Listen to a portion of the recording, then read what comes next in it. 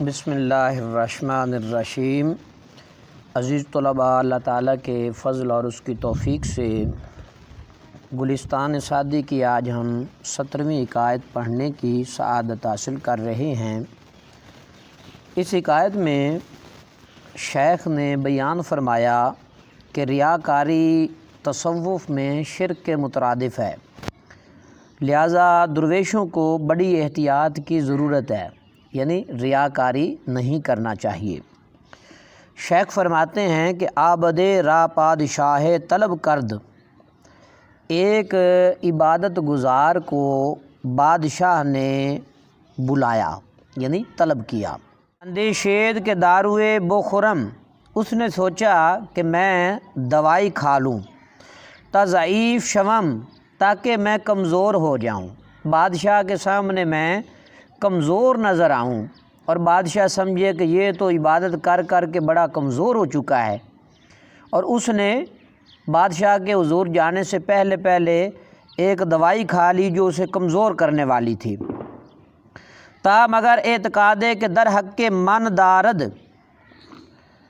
تاکہ اس کے ذہن میں یہ تھا کہ بادشاہ کا اعتقاد جو ہے، در حق کے من میرے حق میں جو بادشاہ کا اعتقاد ہے، زیادت کند اور زیادہ ہو جائے۔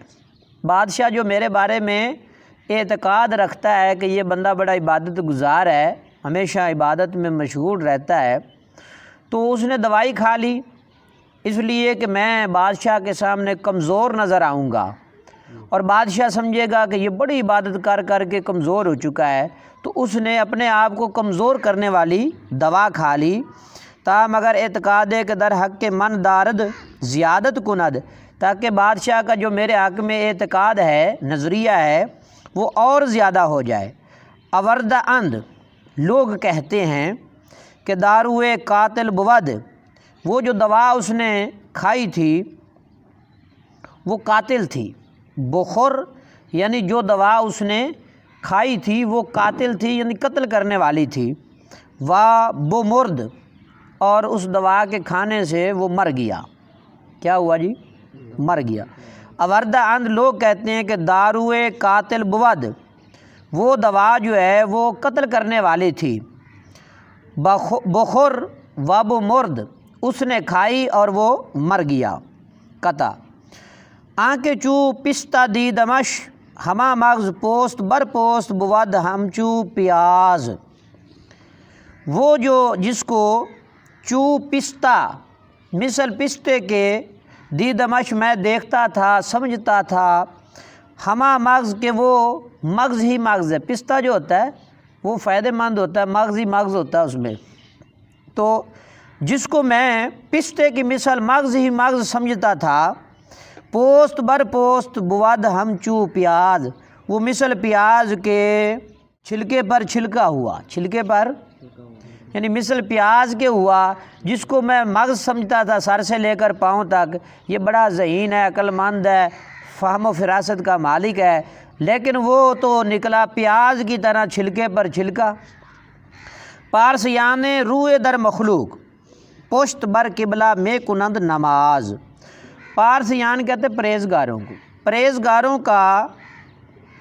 پرہیزگاروں کی توجہ جو ہے در مخلوق کی طرف اگر پرہیزگاروں کی توجہ جو ہے وہ مخلوق کی طرف ہو، پشت بر قبلہ میں کند نماز، گویا کہ وہ نماز میں قبلے کی طرف پشت کرتے ہیں، یعنی جس بندے کی توجہ لوگوں کی طرف ہو وہ ایسے ہیں کہ گویا وہ قبلے کی طرف پیٹھ کر کے نماز پڑھ رہے ہیں۔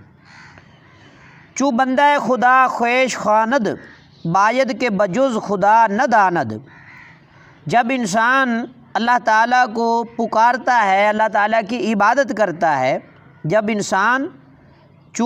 بندہ خدا خویش خواند، جب بندہ اپنے رب کی عبادت کرتا ہے، باید کے بجز خدا نہ داند، اس کے دل میں بھی ماں سوا کا ذکر نہیں گزرنا چاہیے، ٹھیک ہے، اس کو چاہیے کہ وہ اللہ کی سوا کسی کی طرف توجہ نہ کرے۔ عزیز طلباء، اللہ تعالیٰ آپ سب کو علم نافع عطا فرمائے۔